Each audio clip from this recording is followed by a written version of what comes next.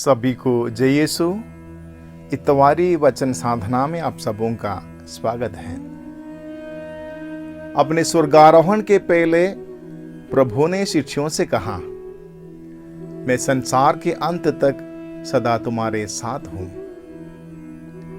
ये पहली बार नहीं कि ईश्वर ने मनुष्य को उसके साथ रहने की प्रतिज्ञा की। विपरीत परिस्थितियों के सामने मनुष्य अकेलापन महसूस करता है, डर जाता है, घबरा जाता है, विचलित हो जाता है।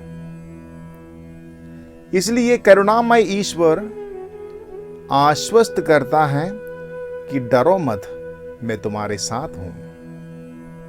बाइबल में 365 बार ईश्वर का ये सांत्वना वचन गूंजता है। मूसा, योशुआ, गिदयोन आदि महान नेताओं को भयमुक्त करने के लिए ईश्वर ने कहा, डरो मत, मैं तुम्हारे साथ हूं। अब जबकि ईश्वर निर्धारित मनुष्य मुक्ति योजना को संपन्न करके पिता के पास वापस जाने से पहले प्रभु अपने शिष्यों का विचलित भाव देखकर उन्हें आश्वस्त करते हैं कि संसार के अंत तक मैं तुम्हारे साथ हूं।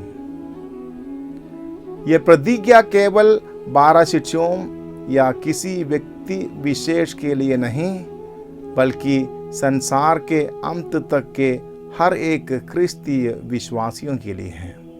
सृष्टि की रहस्यों को समझने में, आकाश की ऊंचाइयों या समुद्र की गहराइयों की गुंथियां सुलझने में, प्रकृति शक्तियों को चुनौती देने में मनुष्य स्वयं को समर्थ साबित करता है।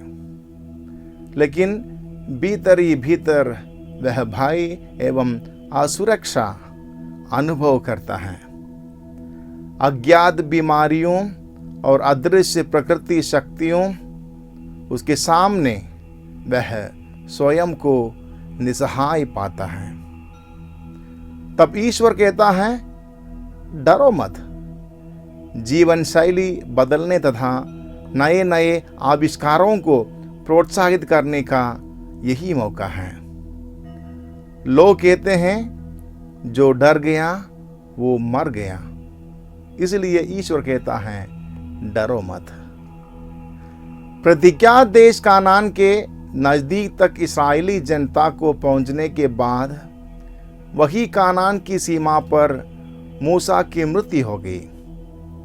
कानान में प्रवेश कर देश पर कब्जा करने के लिए योशुआ नियुक्त किया गया।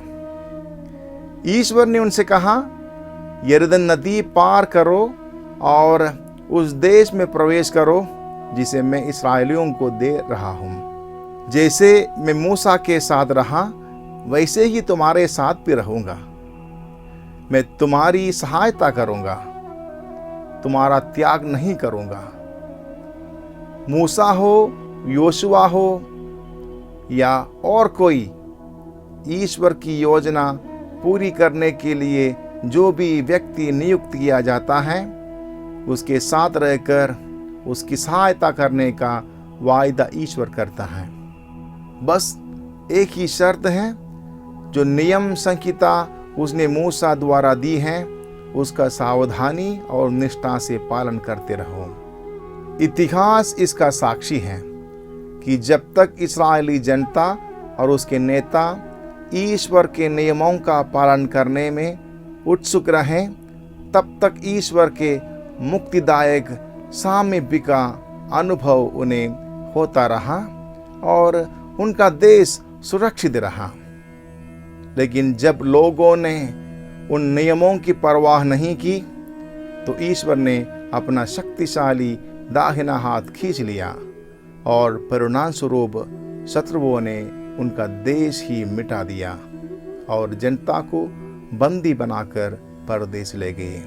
बाइबल के दूसरे इतिहास ग्रंथ अध्याय 14 और 15 में एक दिलचस्प घटना वर्णित है। राजा सुलेमान के पुत्र रहबाम के समय इसराइल दो राज्यों में बंट गया था, इसराइल और यूदा। इसराइल के प्राय सभी राजा मूर्ति पूजक रहे और उस देश को असूरियों ने तहस नहस कर दिया। यूदा के अधिकतर राजा अच्छे थे। राजा आसा के संबंध में ग्रंथकार ने लिखा, आसा ने वही किया जो प्रभु उसके ईश्वर की दृष्टि में अच्छा और उचित था। उस समय खूश का राजा एक बहुत बड़ी सेना के साथ यूदा पर आक्रमण करने आया।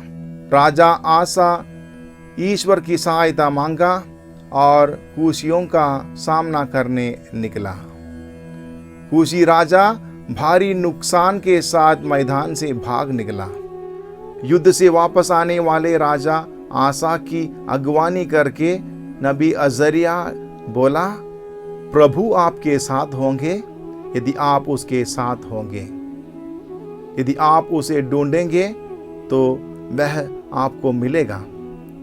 यदि आप उसे त्यागोगे तो वह भी आपको त्याग देगा। कुरिन्थियों के नाम दूसरे पत्र में संत पौलुस पूछते हैं, क्या आप ये अनुभव नहीं करते कि ईसा मसीह आप लोगों में क्रियाशील हैं? असल में यह हर ईसाई का अनुभव होना चाहिए।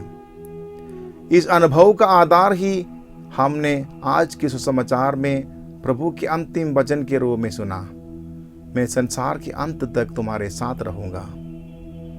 हमारे सुख और दुख में, हमारी जय और पराजय में, हमारे संदेह और भय में, हमारे मन में प्रभु के शब्द गूंजते रहें, डरो मत, मैं तुम्हारे साथ हूँ। हिम्मत ना हारो, उठकर आगे बढ़ो, मैं तुम्हारा साथ देने वाला ईश्वर हूँ। धन्यवाद।